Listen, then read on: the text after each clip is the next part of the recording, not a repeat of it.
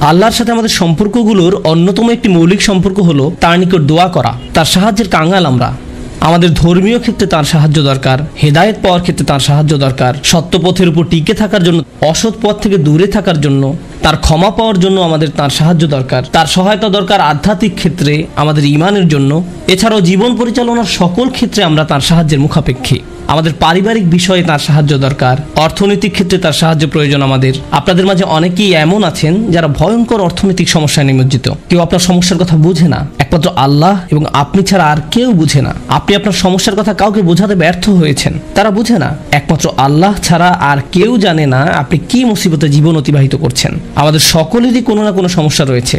আল্লাহ নিজেই দুনিয়ার জীবনের এই বাস্তবতার কথা কোরআনে উল্লেখ করেছেন। তিনি বলেন, লাকাদ খলাকনাল ইনসানা ফি কাবাদ, নিশ্চয়ই আমি মানুষকে শ্রম নির্ভর রূপে সৃষ্টি করেছি। হয় আপনি মানসিকভাবে পরিশ্রান্ত, না হয় ইমোশনালি আপনি ক্লান্ত।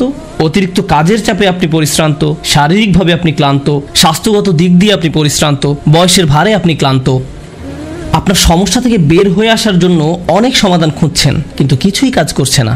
এভাবে আপনার সৃজনশীলতাও একসময় নষ্ট হয়ে যায়। আমরা সবসময় পরিশ্রান্ত জীবনযাপন করছি, আমরা প্রতিনিয়ত কোনো না কোনো সমস্যায় জর্জরিত। এই সমস্যাগুলো আমাদের চিন্তা শক্তির বেশিরভাগ অংশ দখল করে রাখে। অনেক সময় ইতিবাচক চিন্তা করার জন্য নিজের উপর জোর খাটাতে হয়, কারণ আপনি যদি জোর করে ইতিবাচক চিন্তা না করেন, তাহলে নেতিবাচক চিন্তাগুলো সবসময় এসে আপনার মাথায় জড়ো হয়ে থাকে। সব সমস্যা যেগুলো সমাধান দরকার, এগুলো নিয়েই আমরা সবসময় চিন্তামগ্ন থাকি। আল্লাহর সাথে আমাদের সম্পর্কগুলোর একটি হলো আমরা যেন আমাদের সমস্যাগুলো সমাধানের জন্য তার নিকট দোয়া করতে পারি। আমাদের যা যা দরকার আমরা যেন সেটা তার নিকট চাইতে পারি। তো আজ আমি যে বিষয়টি নিয়ে কথা বলতে চাই, এমন একটি সিক্রেট উপাদান যার মাধ্যমে আমরা আল্লাহর নিকট যা ইচ্ছা তাই চাওয়ার সামর্থ্য অর্জন করতে পারি। আমরা সবাই বিভিন্ন জিনিস আল্লাহর কাছে চাই, আর সেটা হতে পারে আল্লাহ এবং বান্দার মাঝে একান্ত গোপন কোনো ব্যাপার। আপনি যদি আসলেই আল্লাহর নিকট থেকে আপনার দোয়ার উত্তর আশা করেন, তাহলে কিছু শর্ত আগে পূরণ করতে হবে। আর তার মাঝে অন্যতম একটি গুরুত্বপূর্ণ ব্যাপার যা কোরআনের সর্বত্র বিশেষ জোর দেওয়া হয়েছে, তা হলো আমাকে এবং আপনাকে সবার আগে আল্লাহর নিকট নিঃশর্ত ক্ষমা চাইতে হবে। তার নিকট কোনো কিছু চাওয়ার পূর্বে আপনাকে ক্ষমা চাইতে হবে। আপনাকে ক্ষমা চাইতে হবে। আমার আপনার যে প্রয়োজনগুলো আছে সেগুলো চাওয়ার পূর্বে আমাদেরকে আল্লাহর নিকট পরিপূর্ণ আন্তরিকতার সাথে ক্ষমা চাইতে হবে। এটা শোনার পর আপনি হয়তো জিজ্ঞেস করতে পারেন, ক্ষমা চাওয়ার জন্য কোন দোয়া পড়তে হবে, বা ক্ষমা চাওয়ার জন্য শ্রেষ্ঠ দোয়া কোনটি? মানুষ বিভিন্ন অকেশনে বিভিন্ন রকমের দোয়া পড়ে। যেমন কোনো সন্তান সম্ভব বা মা এসে জিজ্ঞেস করে, কিছুদিনের মধ্যে আমার বাচ্চা হবে, এখন আমার বাচ্চার জন্য কোন দোয়াটি আমি পড়তে পারি? অথবা কেউ একজন এসে বলতে পারে যে আমি চাকরির ইন্টারভিউ দিতে যাচ্ছি, কোন দোয়াটি আমি এখন পড়তে পারি? আমাকে বিশেষ বিশেষ সময় উপলক্ষে বিশেষ বিশেষ দোয়া প্রদান করুন। আমি আপনাদের বলছি, বিশেষ সময়ের ওই দোয়াগুলো অবশ্যই গুরুত্বপূর্ণ, কারণ সেগুলো পবিত্র এবং আল্লাহর কাছ থেকে অবতীর্ণ। কিন্তু সকল সমস্যার ক্ষেত্রে কমন দোয়া হলো, যে একটি দোয়া আপনার সকল সমস্যা দূর করবে, তা হলো সত্যিকার অর্থে আল্লাহর নিকট ক্ষমা প্রার্থনা করা। নূহ আলাইহিস সালাম তার জাতিকে আল্লাহর নিকট ডেকেছিলেন 900 বছরেরও বেশি সময় ধরে। তিনি তাদের নিকট অবিরাম দাওয়াত দিয়ে গেছেন। তার নবুয়তি জিন্দেগির শেষ দিকে এসে তিনি পেছনে ফিরে দেখেন এবং তিনি তাদের নিকট যে বার্তাটি দিতে চেয়েছিলেন তার একটা সারাংশ দাঁড় করিয়েছেন। তিনি তাদের উদ্দেশ্যে শুধু একবার বা দুইবার কথা বলেননি। লাইলান ওয়া নাহারা দাউতু কওমি লাইলান ওয়া নাহারা, তিনি বলেন, হে আমার পালনকর্তা, আমি আমার সম্প্রদায়কে দিবারাত্রি দাওয়াত দিয়েছি। তিনি রাতেও কোনো বিরতি নেননি। কোরআনের একটি সূরা তার নামে নামকরণ করা হয়েছে, সূরাত নূহ। সেখানে এই গোটা সময় ধরে যে তার সম্প্রদায়কে তিনি দাওয়াত দিয়ে গেছেন তার একটা সারমর্ম তুলে ধরা হয়েছে। আমি তোমাদের কাছ থেকে কি আশা করেছিলাম? কুল্লামা দাআউতু লিতাগফিরা লাহুম। আর এই গোটা সময় ধরে আমি তাদেরকে এই ধর্মের দিকে আহ্বান করেছি যেন আপনি তাদেরকে ক্ষমা করেন ইয়া রব, যেন আপনি তাদেরকে ক্ষমা করেন ইয়া রব। আমি ঠিক এই কথাগুলো তাদের বারবার বলেছি। ফাকুলতু ইস্তিগফারু রাব্বাকুম, অতঃপর বলেছি তোমরা তোমাদের পালনকর্তার ক্ষমা প্রার্থনা করো। ইন্নাহু কানা গফফারা, নিশ্চয়ই আল্লাহ হলেন এমন সত্তা যিনি বারবার ক্ষমা করতে থাকেন। এরপর তিনি যা বলছেন তা খুবই অসাধারণ। আমি চাই আপনারা এই বিষয়টা উপলব্ধি করুন যে তিনি কোন ধরনের মানুষগুলোর উদ্দেশ্যে কথা বলছিলেন। তিনি ইতিহাসের অন্যতম খারাপ একটা সম্প্রদায়ের উদ্দেশ্যে কথা বলছিলেন। নূহ আলাইহিস সালামের সম্প্রদায়কে পৃথিবীর অন্যতম চরম অবাধ্য জাতিগুলোর একটি হিসেবে বর্ণনা করা হয়েছে। সূরাতুজ জারিয়াতে আল্লাহ বিভিন্ন জাতি সম্পর্কে বর্ণনা করেছেন যারা আল্লাহর বিরুদ্ধে, তাদের নিকট প্রেরিত রাসূলদের বিরুদ্ধে বিদ্রোহ ঘোষণা করেছিল, ফলে তাদের ধ্বংস করে দেয়া হয়েছিল। সূরা আন-নাজমে যখন নূহ আলাইহিস সালামের জাতির কথা আসলো, তিনি বললেন, ওয়া কওমু নূহিন মিন ক্বাবলু ইন্নাহুম কানু হুম আযলামু ওয়া আতগা, আর পূর্বে নূহের কওমকেও, নিশ্চয়ই তারা ছিল অতিশয় জালিম এবং চরম অবাধ্য। বিষয়টা যৌক্তিক মনে হয়। অন্য সকল নবীর মতো শুধু এক প্রজন্মের জন্য তাদের নবী ছিলেন না, প্রতি শতাব্দীতে 3-4 প্রজন্ম মানুষের জন্য শতাব্দীর পর শতাব্দী ধরে তাদের একজন নবী ছিল। প্রতি 20 বছর পর পর নতুন নতুন প্রজন্মের আবির্ভাব ঘটে। আর নূহ আলাইহিস সালাম এটা দেখেছিলেন শতাব্দীর পর শতাব্দী ধরে। প্রতি 20 বছর পর পর নতুন নতুন প্রজন্মের আবির্ভাব ঘটে। তিনি 40 থেকে 50 প্রজন্মের মানুষদের দেখেছিলেন, আর তারা সবাই তাকে প্রত্যাখ্যান করেছিল। আর তিনি সকল প্রজন্মকে একই দাওয়াত দিয়ে যাচ্ছিলেন। একটি উদ্দেশ্যকে সামনে রেখে আমি এই বিষয়টির উপর আলোকপাত করছি। তিনি চরম অবাধ্য এক জাতির উদ্দেশ্যে কথা বলছিলেন। তাদের নিকট তিনি কি প্রস্তাব তুলে ধরেন? তিনি বলেন, ইস্তিগফারু রাব্বাকুম, তোমাদের রবের ক্ষমা প্রার্থনা করো, ইন্নাহু কানা গফফারা। তোমরা বারবার আল্লাহর অবাধ্যতা করছিলে, তিনি বারবার ক্ষমা করতে থাকেন। তোমরা বারবার আল্লাহর অবাধ্যতা করছিলে, আল্লাহ বারবার ক্ষমা করতে থাকেন। কিন্তু তার প্রস্তাব এখানেই থেমে থাকেনি। তিনি বলেন, ইউরসিলুস সামা আলাইকুম মিদরারা। এখানে ইউরসিলু হলো জওয়াবে আমর। এর মানে হলো, যদি তোমরা তার নিকট ক্ষমা প্রার্থনা করো তাহলে আল্লাহ তোমাদের জন্য আসমানের দরজা খুলে দিবেন, আর এটা তোমাদের উপর অজস্র ধারায় করুণা বর্ষণ করবে। এর দ্বারা বৃষ্টিও বোঝানো হতে পারে, কিন্তু পরিহাসের বিষয় হলো এখানে বৃষ্টি দ্বারা বন্যা ইঙ্গিত করা হয়নি, যদিও সব শেষে বন্যা কবলিত হয়েছিল নূহ আলাইহিস সালামের জাতি। এই আয়াতে আল্লাহ ভিন্ন ধরনের বৃষ্টির কথা বলেছেন। যদি তারা ক্ষমা প্রার্থনা করত, যে বৃষ্টি তাদের ধ্বংস করে দিয়েছিল সেই বৃষ্টি হতে পারত তাদের জন্য জীবন আহরণকারী। তারা বৃষ্টির জন্য প্রার্থনা করেনি। আর আল্লাহ তাদের বলছেন, ক্ষমা প্রার্থনা করতো যদি তারা, তোমরা যদি ক্ষমা প্রার্থনা করো আকাশের দরজা তোমাদের জন্য খুলে দেওয়া হবে, আর তা বৃষ্টি বর্ষণ করতে থাকবে। আল্লাহ বলেননি যে পানি বর্ষিত হবে, তিনি বলছেন আকাশ বর্ষণ করবে। কারণ আকাশ শুধু বৃষ্টি নয়, আরো রহমত বর্ষণ করতে পারে। আকাশ থেকে ক্ষমা আসে, আকাশ থেকে প্রশান্তি আসে, বিশ্বাস আসে, রিজিক আসে, সমস্যার সমাধান আসে আসমান থেকে। তিনি তোমাদের জন্য আকাশ খুলে দিবেন, আর আকাশের সকল সম্পদ তোমাদের উপর অঝোর ধারায় বর্ষিত হতে থাকবে। আর তোমরা এতদিন রহমতের ভাগিদার হতে পারছিলে না, কারণ তোমরা ক্ষমা প্রার্থনা করনি। তাই এখন ক্ষমা চাইলে এটা খুলে যাবে। একটা একটা করে আপনার সমস্যাগুলোর কথা আল্লাহকে বলেন। আপনার এমনও সমস্যা থাকতে পারে যেটার কথা আপনি নিজেও জানেন না, কিন্তু আল্লাহ জানেন। আমি আর আপনি যদি সত্যিকার অর্থে আল্লাহর নিকট ক্ষমা চাইতে পারি, তাহলে ওই অজানা সমস্যাগুলো স্বর্গীয় হস্তক্ষেপে সমাধান হয়ে যাবে। ইউরসিলুস সামা আলাইকুম মিদরারা। আল্লাহ সুবহানাহু ওয়া তাআলা এখানেই থেমে যাননি। আপনি কার জন্য ক্ষমা চাচ্ছেন? আপনার নিজের জন্য। ইস্তাগফিরু রাব্বাকুম, তোমরা নিজেদের জন্য ক্ষমা প্রার্থনা করো। আল্লাহ বলেন, ওয়ায়ুমদিদকুম বিআমওয়ালি ওয়া বানিনা, তোমাদের ধন সম্পদ, তোমাদের সন্তান সন্ততি বাড়িয়ে দেওয়া হবে। তিনি ধন সম্পদ এবং সন্তান সন্ততি দিয়ে তোমাদের ঐতিহ্যকে সমৃদ্ধ করে দিবেন। এমন সম্পদ নয় যা আপনাকে আল্লাহর কাছ থেকে দূরে সরিয়ে দিবে, কারণ এই টাকা দেওয়ার কথা এসেছে আপনার ক্ষমা চাওয়ার প্রেক্ষাপটে। তিনি আপনাকে ভালো অর্থ দিবেন, যা আপনার জন্য দুনিয়াতে এবং পরকালে কল্যাণ নিয়ে আসবে। তিনি আপনাদের ভালো সন্তান দান করবেন, যারা আপনার জীবিত থাকা অবস্থায় ভালো কাজ করবে, তারা আপনাদের সম্মান করবে, ভালোবাসা দেখাবে, আনুগত্য করবে। আপনি তাদের দেখে গর্বিত হবেন। এমনকি আপনি এই দুনিয়া ছেড়ে চলে গেলেও তারা ভালো কাজ করতে থাকবে, যা সাদাকায়ে জারিয়া হিসাবে আপনার আমলনামায় এসে যোগ হবে। আল্লাহ আপনাকে এই সব কিছু দান করবেন। প্রসঙ্গত, এই দুই শব্দ অর্থ এবং সন্তান সন্ততি, ইন্নাহুম আসাউনি ওয়াত্তাবাউ মান লাম ইয়াজিদহু মালুহু ওয়া ওয়ালাদুহু ইল্লা খাসারা। আমার সম্প্রদায় আমাকে অমান্য করেছে আর অনুসরণ করেছে এমন লোককে যার অর্থ ও সন্তান সন্ততি কেবল তার ক্ষতি বৃদ্ধি করেছে। কিন্তু আপনার ক্ষমা চাওয়ার পরে আল্লাহর পক্ষ থেকে যে ধন সম্পদ এবং সন্তান সন্ততি আসে, তা আপনার জন্য শুধু কল্যাণই নিয়ে আসে। একই ধন সম্পদ এবং সন্তান সন্ততি, পার্থক্য হলো এখন তাদের উপর আল্লাহর ক্ষমা ও রহমত রয়েছে। বিষয়টা এমন যেন তারা দূষিত হয়ে গিয়েছে, যতক্ষণ না আল্লাহ তার ক্ষমার মাধ্যমে তাদের পরিশুদ্ধ করেন। আল্লাহর নিকট ক্ষমা প্রার্থনা করলে কত শত পথ আপনার জন্য খুলে যাবে। আসমানের দরজা আপনার জন্য এমনভাবে খুলে যাবে যে আপনি কল্পনাও করতে পারবেন না। আপনি সবকিছু আরো ভালোভাবে বুঝতে পারবেন। আপনার ব্যক্তিগত সমস্যাগুলো দূর হতে শুরু করবে। উদাহরণস্বরূপ, রাগের কথা ধরা যাক। রাগ হওয়া থেকে মুক্তি পাওয়া আসলেই অনেক কঠিন। বহু মানুষ খুবই সমস্যাপূর্ণ জীবনযাপন করে, খুব অল্পতেই রেগে যান, কিছু একটা তাদের সামান্যতেই ক্রোধান্বিত করে, আর তারা এর সাথে লড়াই করতে পারেন না। তারা তাদের এই সমস্যাটা বুঝতে পারেন, কিন্তু নিজের কাছে অসহায় হয়ে পড়েন এবং মনে মনে ভাবেন, না, আমার পক্ষে এই রাগ হওয়া থেকে মুক্তি পাওয়া সম্ভব না। হুদায়বিয়ার সন্ধির সময় সাহাবীরা খুবই রাগান্বিত হয়ে পড়েছিলেন। তাদের রাগ দূর করা সম্পর্কে আল্লাহ কি বলছেন? তিনি বলছেন, ওয়া আনজালাস সাকিনাতা ফি কুলুবিল মুমিনিন, তিনি আকাশ থেকে বিশ্বাসীদের অন্তরে প্রশান্তি নাজিল করলেন। প্রশান্তি আমাদের নিজেদের কাছ থেকে আসে না, আমরা নিজেদের প্রশান্ত করতে পারি না। মুসা আলাইহিস সালামের মা ভয়ে টেনশনে প্রায় মারা যাচ্ছিলেন, যখন তার ছোট শিশু একটা বক্সে বন্দি করে পানিতে ভাসিয়ে দিলেন। লাউলা আর রাবাতনা আলা কলবিহা, যদি আমি তার হৃদয়কে দৃঢ় করে না দিতাম। তার নিজের পক্ষে সে অন্তরকে দৃঢ় করা সম্ভব ছিল না। ঐশ্বরিক হস্তক্ষেপ বলে এটা ব্যাপার আছে।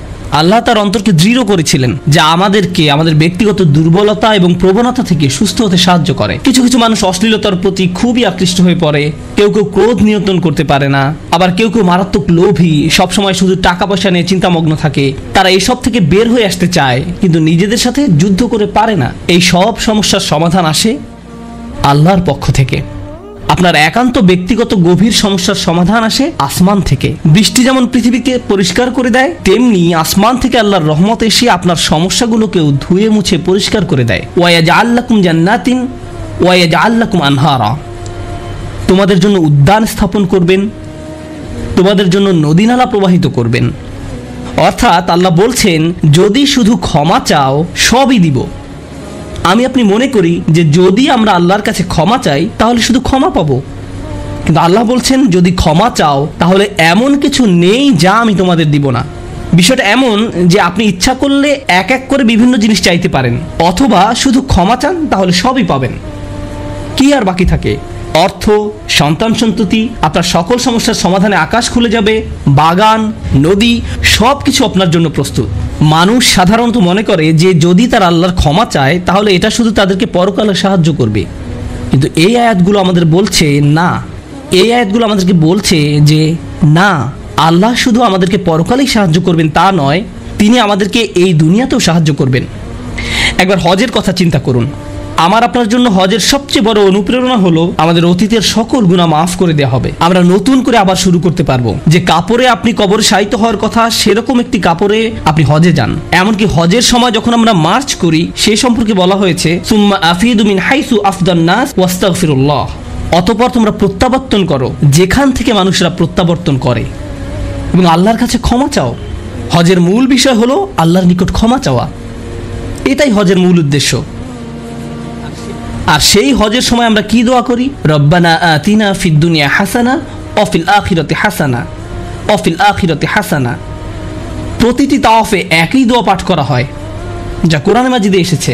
রব্বানা আতিনা ফিদ দুনিয়া ওয়া ফিল আখিরা রব্বানা আতিনা ফিদ দুনিয়া হাসানা ওয়া ফিল আখিরাতি হাসানা। আমাদেরকে এই দুনিয়ার কল্যাণ এবং পরকালের কল্যাণও দান করুন।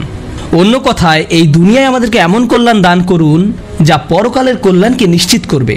এরকম কিছুর অস্তিত্ব রয়েছে, আর এই সব কিছু আমরা তখনই পাবো যখন আমি আপনি আন্তরিকতার সাথে আল্লাহর নিকট ক্ষমা চাইব।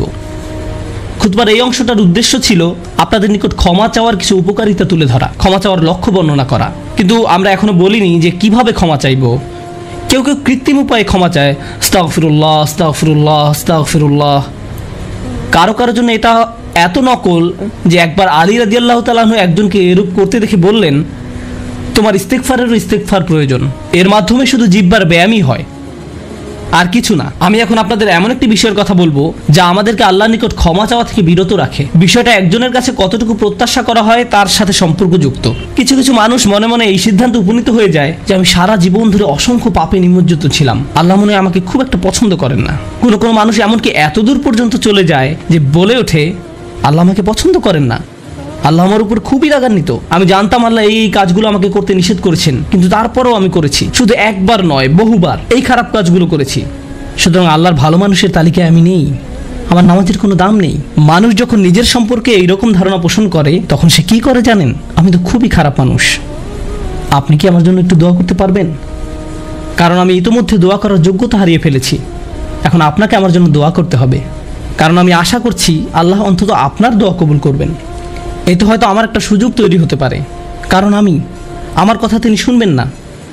আপনাদেরকে আবার একটু পিছনে নিয়ে যাই। নূহ আলাইহিস সালাম কাদের কাছে আল্লাহর নিকট ক্ষমা চাওয়ার এই প্রস্তাব তুলে ধরেছিলেন? নূহ আলাইহিস সালাম কি এমন মানুষদের নিকট এই প্রস্তাব তুলে ধরেছিলেন যারা সারা রাত মসজিদে কাটাতো, যারা প্রতি বছর হজ পালন করতে যেত, রোজা রাখতো এবং অন্যান্য সৎ কাজ করত?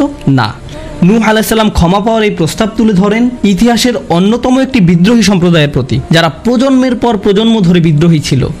তিনি তাদের বলেন, তোমরা যদি শুধু ক্ষমা চাও, আল্লাহ শুধু তোমাদের ক্ষমা করবেন তাই নয়, বরং তিনি তোমাদের জন্য আকাশের ধনভাণ্ডার খুলে দেবেন। নিজের সম্পর্কে এমন বলবেন না যে আমি অনেক দূরে হারিয়ে গেছি, যদি কিছু হয় তা হবে আমার মায়ের দোয়াতে বা অন্য কারো দোয়াতে। আপনার মনের এমন অবস্থার সুযোগ গ্রহণ করে শয়তান। মানুষের মনের হতাশাজনক পরিস্থিতির সুযোগ গ্রহণ করে শয়তান, আর এর মাধ্যমে তাকে শিরকে নিমজ্জিত করে। এই হতাশা শিরকের একটি দরজা। কেন জানেন? তখন মিথ্যা ধর্ম আসে এবং আপনাকে বলে আপনি তো অনেক বড় পাপী, আপনার পক্ষে ক্ষমা পাওয়া সম্ভব নয়। যিশুকে বলুন আপনাকে ক্ষমা করে দিতে। আপনি যিশুর সাথে ভালো সম্পর্ক করুন, তিনি আল্লাহর সাথে আপনার সম্পর্ক ভালো করে দিবেন। আল্লাহ এবং আপনার মাঝখানে যিশু এসে দাঁড়াবে, অথবা তারা অন্য কাউকে মাঝখানে দাঁড় করাবে, বলবে অমুক পীর, তার কবরের কাছে গিয়ে কিছু চকলেট রাখো। তাহলে তিনি আল্লাহকে বলবেন আপনার সমস্যার সমাধান করে দিতে। আপনি এখন আল্লাহর সাথে কথা বলতে পারবেন না, কিন্তু ওই পীর তিনি আল্লাহর প্রিয় বান্দা, তাই আপনি তার মাধ্যমে আল্লাহর কাছে আপনার দরখাস্ত পেশ করুন। এভাবে শিরকের দরজা খুলে যায়। অন্য কথায়, আল্লাহর সাথে আমাদের সরাসরি যোগাযোগের মূল বিষয়টি তাওহীদের মানেই হলো সরাসরি যোগাযোগ। লা ইলাহা ইল্লাল্লাহ একই কথা বলে, আর এই সব কিছুর মূল কথা হলো আপনার যা প্রয়োজন তা সরাসরি আল্লাহর নিকট প্রার্থনা করুন। যে বিষয়টি আমাদের সকল প্রয়োজন পূরণ করবে তা হলো আল্লাহর নিকট ক্ষমা প্রার্থনা করা। এখন এই ক্ষমা চাওয়াটা দুইভাবে হয়ে থাকে, জিহ্বার মাধ্যমে ক্ষমা চাওয়া এবং অন্তরের মাধ্যমে ক্ষমা চাওয়া। মানুষ সাধারণত নিজের পক্ষে যুক্তি দিয়ে থাকে। আমি যদি কোনো কারণে আপনার সমালোচনা করি, যেমন ধরুন কাউকে বললাম, এই যে আমি আপনাকে অমুক অমুক কথা বলতে শুনেছি, সে তাৎক্ষণিক হয়তো বলে উঠবে, এক্সকিউজ মি, আমি এমনটা বোঝাতে চাইনি, আপনি তো পুরো ঘটনাটা জানেনই না। আপনি সাথে সাথে নিজের পক্ষে যুক্তি দিতে শুরু করেন, আত্মরক্ষামূলক হয়ে ওঠেন। বালিল ইনসানু আলা নাফসিহি বাসীরা ওয়ালাউ আলকা মাআযিরা। মানুষ নিজের সম্পর্কে সুধারণা পোষণ করে, তারা প্রচুর অজুহাত দেখায়। আপনি যদি আসলেই আল্লাহর ক্ষমা চান, আপনাকে নিরিবিলি একটা সময় খুঁজে পেতে হবে। যদি আরবিতে দোয়া করতে না পারেন, কোনো সমস্যা নেই, আপনি শুধু পাঞ্জাবি, বাংলা, বাহাসা বা উর্দু জানেন, কোনো ব্যাপার না। আপনি আপনার নিজস্ব ভাষাতে আল্লাহর সাথে কথা বলুন, আন্তরিকতার সাথে আপনার অপরাধগুলো স্বীকার করুন, কোনো অজুহাত দেখাবেন না। এরকমটা করতে পারা আসলেই কঠিন, কারণ আয়নার সামনে দাঁড়িয়েও আমরা নিজের সাথে মিথ্যে কথা বলি, নিজেকে এভাবে প্রবোধ দেই, আমি আসলে অত খারাপ না, আমি যা যা করেছি তার কারণ আছে। যখন আপনি আল্লাহর সামনে দাঁড়াবেন, নিজের কাজের বৈধতা দেওয়ার কথা ভুলে যান।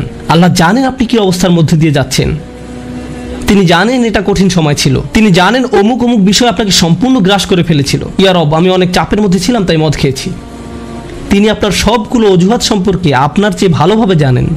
আপনাকে অকপটে তার নিকট আসতে হবে, ফিল্টার ছাড়া, কোনো দ্বিধাদ্বন্দ্ব ছাড়া, নির্দ্বিধায়, কোনো রকমের বিব্রত বোধ করা ছাড়া। অনেক সময় আমরা নিজেদের পাপ স্বীকার করতে বিব্রত বোধ করি, একরাশ লজ্জা এসে আমাদের জড়িয়ে ধরে। কিন্তু যতক্ষণ না আপনি আল্লাহর নিকট অকপটে সকল পাপ স্বীকার করে নিচ্ছেন, আর এভাবে যখন নিজের উপর যে অন্যায়গুলো এতদিন ধরে করে এসছেন তা আপনি মুখ দিয়ে উচ্চারণ করতে শুরু করবেন, আমার বিশ্বাস করতে কষ্ট হয় যে সে সময় আপনার চোখ দিয়ে কোনো অশ্রু নির্গত হবে না।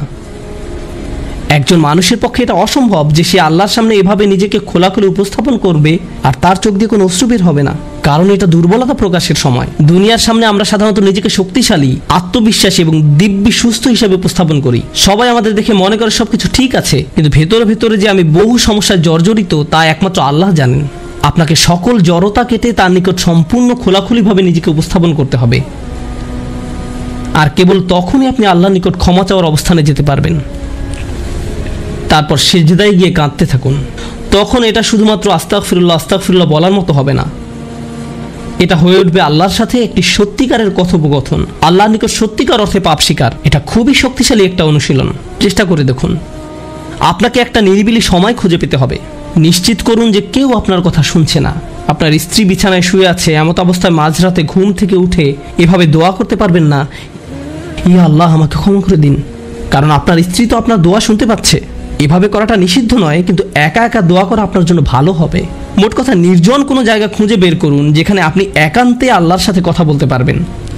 যদি আপনি এক গাদা আরবি দোয়া মুখস্থ করেন যার অর্থও আপনি জানেন না, আর বিড়বিড় করে সেগুলো উচ্চারণ করতে থাকেন, সে দোয়াগুলো অবশ্যই উত্তম এবং শক্তিশালী, কিন্তু আপনার অন্তরের সাথে যদি সেগুলোর কোনো যোগাযোগ না থাকে, শুধু জিহ্বা দিয়ে উচ্চারণ করছেন, তাহলে আপনি আসলে ক্ষমা প্রার্থনা করছেন না। আল্লাহ আপনাকে এই জিকিরের পুরস্কার দান করুন, কিন্তু এর নাম আসলে ইস্তিগফার বা ক্ষমা প্রার্থনা নয়। ইস্তিগফার অন্য কিছু। যখন আপনার চক্ষু খুলে অশ্রু নির্গত হতে শুরু করে, তখন আকাশের দরজা খুলে যায়, তখনই সেটা খুলবে। এই দুইটার মাঝে একটা কানেকশন আছে। সর্বশেষ যে বিষয়টি আমি আপনাদের সাথে শেয়ার করতে চাই তা হলো আল্লাহর উপর আশা ধরে রাখা। অনেকের জন্য এই বিষয়টা মেনে নেওয়া বেশ কঠিন যে আল্লাহ তার কথা শুনবেন, আমার দোয়া তার নিকট গুরুত্বহীন, আমি দোয়া করার কোনো অর্থ দেখি না। আপনাদের একটা কথা বলে রাখি, আল্লাহর নিকট থেকে আপনি সর্বশ্রেষ্ঠ যে উপহারটি পাবেন তা কি জানেন? ক্ষমা। এটাই সর্বশ্রেষ্ঠ উপহার। আপনি এটার মূল্য উপলব্ধি করুন আর নাই করুন, আর যা কিছু আল্লাহ আপনাকে দিবেন বলেছেন এর সবই অতিরিক্ত। আপনাদেরকে একটা উদাহরণ দিই। আমার অনেকগুলো সন্তান আছে।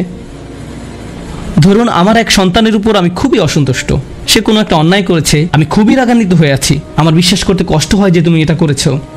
এভাবে আমি তাকে কিছুটা বকাঝকা করলাম, তোমার এটা বলা উচিত হয়নি, তোমার এটা করা উচিত হয়নি। তারপরের দিন অন্য এক সময় আমার জন্য তার কিছু একটা করার কথা, যেমন আমার জন্য একটা কার্ড বানানোর কথা যাতে লেখা থাকবে বাবা আমি তোমাকে ভালোবাসি। সে জিনিসটা আঁকলো, কিন্তু তারপর কি মনে করে কাগজটা টুকরা টুকরা করে ময়লার বক্সে ফেলে দিল। এটা দেখে তার অন্য ভাই বলল, তুমি এটা ফেলে দিলে কেন? জবাবে সে বলল, বাবা আমার উপর খুবই রাগান্বিত, তিনি এটার প্রতি কোনো গুরুত্ব দিবেন বলে মনে হয় না। আমি যদি জানতাম যে সে বিষয়টাকে এভাবে দেখছে তাহলে আমি কি করতাম? আমি কি এভাবে বলতাম যে হ্যাঁ ফেলে দাও? না, বরং আমি আবেগে কেঁদে ফেলতাম। কিভাবে তুমি ভাবতে পারলে যে আমি তোমাকে আর ভালোবাসি না? হ্যাঁ তুমি অন্যায় করেছো, তুমি ভুল করেছো, কিন্তু তুমি এখনো আমার সন্তান। তুমি 1000 বার ভুল করলেও আমি তোমাকে ভালোবাসবো। আমাকে ওই কার্ডটি দাও, আমি সেটা ফ্রেমে বাঁধিয়ে রাখবো, ময়লার বাক্স থেকে নিয়ে গ্লাসে আটকে রাখবো, সারা জীবন ধরে যত্ন করে রাখবো। কেন? কারণ আমি আমার সন্তানদের ভালোবাসি, তারা যতই ভুল করুক না কেন, এমনকি যদি তাদের আচরণ আমাকে রাগান্বিতও করে। এটা শুধু আমি এবং আমার সন্তানদের সম্পর্ক। কিন্তু আমি আমার আর সন্তানদের নিয়ে কথা বলছি না, এই উদাহরণের মাধ্যমে আমি কথা বলছি আমার এবং আল্লাহর সম্পর্ক নিয়ে। আমি ভুল করি, আল্লাহ এমনকি আমাকে বকাঝকাও করেন না। আমি ভুল করার কারণে তিনি আমার উপর বজ্রপাত করেননি, তিনি আমাকে জাহান্নামে নিক্ষেপ করেননি, তিনি আমার হার্টবিট বন্ধ করে দেননি। যখনই আমি মিথ্যে বলি আমি বোবা হয়ে যাই না, প্রতিবার হারাম কিছু খেয়ে ফেলার কারণে আমার হাত অবশ হয়ে যায় না, হারাম কিছুর দিকে তাকানোর কারণে আমি অন্ধ হয়ে যাইনি। তিনি এখনো দিয়েই যাচ্ছেন। আর আমি কিনা চিন্তা করতে শুরু করলাম যে আল্লাহ আমাকে আর ভালোবাসেন না। আল্লাহর সাথে আমার সম্পর্ক একসময় ভালো ছিল, কিন্তু এখন যেহেতু আমি খারাপ হয়ে গিয়েছি তাই ভালোবাসাও এখন হারিয়ে গেছে। তাহলে দোয়া করার কি অর্থ আছে? মনে রাখুন, আল্লাহর মতো কেউ আপনাকে ভালোবাসে না। আমি আমার সন্তান বা পিতামাতার প্রতি যে ভালোবাসা প্রদর্শন করি তা আল্লাহ তাআলা আমার ভেতরে দিয়েছেন। আমরা এমনি এমনি কাউকে ভালোবাসতে সক্ষম নই। ভালোবাসা আল্লাহর পক্ষ থেকে একটি উপহার। যদি আল্লাহর দুইটি সৃষ্টির মাঝে ভালোবাসা এত দৃঢ় হয়, আমাদের পক্ষে কল্পনাও করা সম্ভব নয় যে আমাদের জন্য আল্লাহর ভালোবাসা কত প্রগাঢ়, যে আমাদের জন্য আল্লাহর ভালোবাসা কত গভীর। কেউ এর বিপরীত বললে তার কথায় কান দিবেন না। একমাত্র যে মনে করে আল্লাহ তাকে ঘৃণা করে, তার কোনো আর আশা নেই, সে হলো শয়তান। সে এটা বিশ্বাস করে। তার ক্ষমা চাওয়ার কোনো কারণ নেই, কারণ তার সকল আশা হারিয়ে গেছে আর সে নিজের সম্পর্কে এটা মেনে নিয়েছে। এখন আপনি যদি নিজের সম্পর্কে এরকম মনে করেন, তাহলে কার পথ আপনি অনুসরণ করছেন? একবার চিন্তা করে দেখুন। যদি আদম আলাইহিস সালাম জান্নাতে থাকা অবস্থায়, আর জান্নাতের চেয়ে উত্তম কোনো জায়গা তো আর আপনার পক্ষে থাকা সম্ভব নয়, তারপর তিনি একটি ভুল করলেন আর আল্লাহ আযজা ওয়া জাল্লা তাকে দুনিয়াতে পাঠিয়ে দিলেন। এখন আদম আলাইহিস সালাম যদি এরকম চিন্তা করতেন, আমার এত বড় একটা ডিমোশন হয়ে গেল, আমি কিভাবে আল্লাহর সাথে আবার কথা বলবো? আমি তাকে এত হতাশ করার পর কিভাবে কথা বলবো? কিন্তু আল্লাহ তাকে শিখিয়ে দিলেন কি করতে হবে, কিভাবে তার অন্তর আবার ঠিক করতে হবে। রব্বানা যালামনা আনফুসানা ওয়া ইল্লাম তাগফির লানা ওয়া তারহামনা লানাকুনান্না মিনাল খাসিরিন। জান্নাতের তুলনায় দুনিয়া তো কিছুই না। তিনি জান্নাত থেকে দুনিয়ায় এলেন, এত দূর নেমে আসা সত্ত্বেও এখনো তিনি আল্লাহর নিকটেই আছেন। এই শব্দগুলোই আল্লাহর সাথে তার সম্পর্ক আবার জুড়ে দিল। দোয়ার উপর আস্থা হারাবেন না। এত দূর নেমে আসা সত্ত্বেও এখনো তিনি আল্লাহর নিকটেই আছেন। আন্তরিকভাবে আল্লাহর কাছে কিভাবে দোয়া করবেন তার প্রস্তুতি এখনই শুরু করুন। মনে রাখুন, আল্লাহ আপনাদের সবার দোয়া শুনবেন। উজিবু দাওয়াতাদ দাঈ ইযা দাআন। এই ঘোষণাটি রমজান মাসের। আমি আহ্বানকারীটাকে সাড়া দেই যখন সে আমাকে ডাকে। এটা আল্লাহর অঙ্গীকার। আর আমি আপনি 1 নম্বর যে দোয়াটি করব তা হলো ক্ষমা চাওয়ার দোয়া। আল্লাহ আমাদেরকে এমন মানুষে পরিণত করুন যারা সত্যিকার অর্থে ক্ষমা চায়। আল্লাহ আমাদের অন্তরে তার নিকট ক্ষমা প্রার্থনা করার তীব্র ব্যাকুলতা তৈরি করে দিন। আল্লাহ আমাদের অন্তরকে এমন নরম করে দিন যেন আমাদের চোখ দিয়ে অশ্রু নেমে আসে। আমরা যারা তার নিকট ক্ষমা প্রার্থনা করি, আমাদের সবার জন্য আল্লাহ আজ্জা ওয়া জাল্লা তার রিজিকের দরজা খুলে দিন। সর্বশেষ একটা বিষয় মনে করিয়ে দিতে চাই যে আল্লাহ আজ্জা ওয়া জাল্লা অনেক পথভ্রষ্ট জাতিকে ধ্বংস করা থেকে বিরত থাকেন। কেন জানেন? কারণ সেখানে এমন মানুষ রয়েছে যারা আল্লাহ নিকট ক্ষমা চায়। শুধু তাদের মাঝে এমন কিছু মানুষ রয়েছে যারা এখনও আল্লাহ নিকট ক্ষমা প্রার্থনা করে। তাদের কারণেই আল্লাহ গোটা জাতিকে আর ধ্বংস করেন না। ইস্তেগফার করা মানুষে পরিণত হন। আল্লাহ আমাদের সবাইকে রক্ষা করুন।